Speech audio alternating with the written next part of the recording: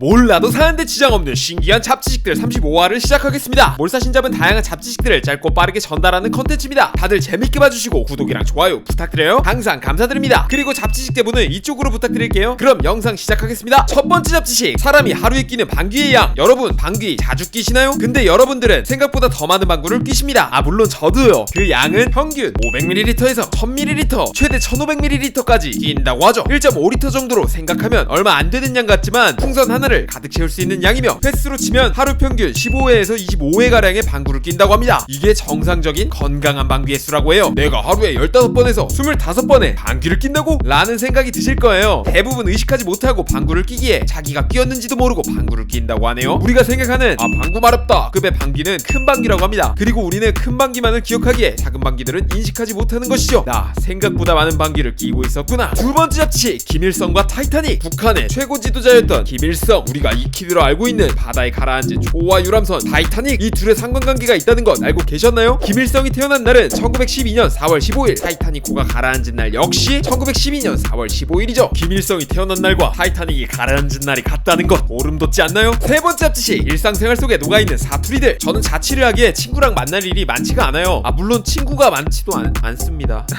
그래서 오랜만에 친구랑 만나면 저번주에 뭐했냐? 라고 근황을 묻곤 합니다. 그런데 지금 제가 쓴 말 중에 방언, 사투리가 있다면 믿으시겠나요? 바로 저번주라는 말인데요. 이 저번주라는 말은 지난주를 의미하는 강원도의 방언이라고 합니다. 표준어라고 할 수 없죠. 저번주라는 말처럼 일상생활 속에서 자주 쓰는 방언들 몇 가지를 소개해드리자면, 널널하다 역시 널찍하다 라는 뜻의 함경남도 방언, 얼척없다 역시 어처구니가 없다 라는 뜻의 전라도 방언이라고 하죠. 그리고 잘 익은 김치를 지칭하는 묵은지라는 말, 2015년 이후 표준어로 인정되긴 했지만 그 이전까지는 묵은 김치를 뜻하는 전라남도의 방언이었다고 합니다. 네 번째 잡지식, 짱구보다 어린 짱구 엄마. 여러분 짱구는 못 말려 애니메이션 아시죠? 짱구에 진짜 재밌는 이야기가 있어요. 짱구 목소리를 더빙하는 성우 하경남 선생님은 1946년생, 짱구 엄마의 목소리를 더빙하는 성우 강희선 선생님은 1960년생이라고 합니다. 한마디로 목소리만을 놓고 본다면 짱구 엄마가 짱구보다 나이가 적다고 할 수 있는 것이죠. 짱구 아빠의 목소리를 더빙하신 성우분들도 짱구 목소리를 더빙한 하경남 성우님보다 나이가 적습니다. 오세용 성우분은 1951년생, 그 뒤를 잇는 짱구 아빠 담당 김한진 성우도 1952년으로 짱구를 더빙하신 박영남 성우보다 연배가 적으시죠. 다섯 번째 잡지식, 저금통은 왜 돼지 모양이 되었는가? 동전을 모아놓는 저금통, 저금통의 모양하면 돼지 저금통이 1등으로 떠오르죠. 근데 왜 하필 돼지 모양으로 만들었을까요? 몇 가지 설들이 있는데 가장 대표적인 게 픽에서 유래되었다는 설입니다. 중세 영어로 피그는 그릇 같은 각종 가사용품을 만드는데 사용하는 찰흙의 한 종류를 가리키는 단어였죠. 그리고 사람들은 이 피그 찰흙으로 만든 항아리에 돈을 모았다고 합니다. 18세기에 이르러 피그의 철자가 바뀌면서 피그자가 피그뱅크로 변한 것이라고 합니다. 또 다른 대표적인 설로는 미국의 한 소년이 나병에 걸려 고생하는 가난한 이웃을 돕기 위해 3달러의 용돈으로 돼지를 사서 키워 모은 돈으로 이웃에게 도움을 주었다는 미담을 기리고자 돼지 모양의 저금통을 만들었다는 것이죠. 물론 인도네시아에서 발견된 14세기에서 15세기경 돼지 저금통이 발견된 전적도 있기에 진짜 유래가 무엇인지 확실하게 답변을 드릴 수는 없겠지만 돼지 저금통 모양새에 이유가 있었다는 점은 참 신기하고 재밌습니다. 여섯 번째 잡지식, 검도에서 쌍검 사용 가능. 두 사람이 호구를 착용하고 죽도로 상대를 타격하거나 찔러서 승패를 결정하는 경기 검도. 검도하면 보통 죽도를 하나씩 들고 시합에 임하는 게 일반적입니다. 근데 이 검도 경기에서 돌을 2개 드는 이 돌을 사용할 수 있다는 것 알고 계셨나요? 그냥 사석에서 장난삼아 돌을 2개 드는 것이 아닌 공식 시합에서 돌을 2개 들고 시합에 임하는 게 가능하다고 합니다. 검도를 생각하면 항상 한 자루에 돌을 들고 임해야 한다는 편견이 있었나봐요. 아무튼 검도에서 2개의 검을 사용할 수 있다는 건 놀라운 사실인 것 같습니다. 일곱 번째 잡지식, 2호선 노선도를 만들 때 걸린 시간. 사람들이 가장 많이 이용하는 지하철 노선 중 하나인 서울의 2호선. 맨 처음 2호선 노선을 만들 때 시간이 얼마나 걸렸는지 아시나요? 무려 20분밖에 걸리지 않았다고 합니다. 1976년 2호선을 처음 계획했을 때는 영등포, 서울시청, 을지로, 왕십리를 지나는 직선 노선으로 계획되었으나 구자춘 전 서울특별시장이 순환선으로 계획을 변경하였고, 지하철공사 관련 간부들을 호출해 간부들 앞에서 검은색 연필과 자로 2호선 노선을 뚝딱뚝딱 20분 만에 만들었다고 합니다. 구로공단 앞은 통과해야 되겠지, 서울대 앞도 지나야 되겠지 등의 말을 하면서 말이죠. 서울 2호선은 정말 짧은 시간 안에 만들어졌지만 지을 때도 별다른 큰 어려움이 없었다고 해요. 대단하지 않나요? 저도 가끔 2호선을 타는데 이런 2호선이 처음 계획할 때 20분 만에 정한 노선이었다는 건 믿기지가 않습니다. 여덟 번째 잡지식, 한글 자음의 규칙. 한글에는 14개의 자음이 있죠. 기역, 니은, 디귿, 리을, 미음, 비읍, 시옷, 이응, 지읒, 치읒, 히읗, 티읒, 피읍, 히읗. 자음에게 특별한 규칙이 있습니다. 특정 자음을 발음할 때 이 자음이 두 번째 글자의 받침으로 들어간다는 사실입니다. 그렇습니다. 우리는 끝말잇기의 끝판왕들을 바로 앞에 두고 써먹지를 않고 있었던 것입니다. 이제부터 지읒 나오면 끝난 거다. 크흐흐. 아홉 번째 잡지식, 바닐라의 색깔. 바닐라 맛 좋아하시나요? 정말 담백하고 우유 느낌이 가득해서 제가 제일 좋아하는 맛이에요. 베스킨라빈스에서도 항상 바닐라 먹고 아이스크림도 서주 아이스바나 엑설런트 같은 거 진짜 좋아하는 편입니다. 이런 바닐라를 보면 하얗다는 느낌이 정말 강하죠. 실제 바닐라도 뭔가 화장지처럼 뽀얗고 하얄 것 같습니다. 근데 실제 바닐라는 이렇게 생겼습니다. 거기다 색깔도 하얗지 않아요. 갈색이에요. 이 바닐라 빈에는 핵심 향기 성분이 바닐린이 들어있는데 이게 우리가 알고 있는 바닐라 향을 낸다고 하네요. 그리고 바닐라 빈은 굉장히 비싼 가격을 가지고 있어 시중에 유통된 바닐라 맛들은 합성 향료를 많이 쓰는 편이라고 합니다. 그리고 아이스크림의 맛 자체도 맛만을 놓고 본다면 유제품의 맛이라고 해요. 바닐라는 단순히 향만을 낸다고 하죠. 오늘은 여기까지. 이런 내용들이 참 신기한 저는 편견들에 둘러싸여 있는 것 같습니다. 언젠가 이러한 편견을 내려놓을 수 있는 순간이 오겠죠. 부단히 공부하고 노력하는 차말람이 되겠습니다. 그때까지 항상 함께 있어주세요.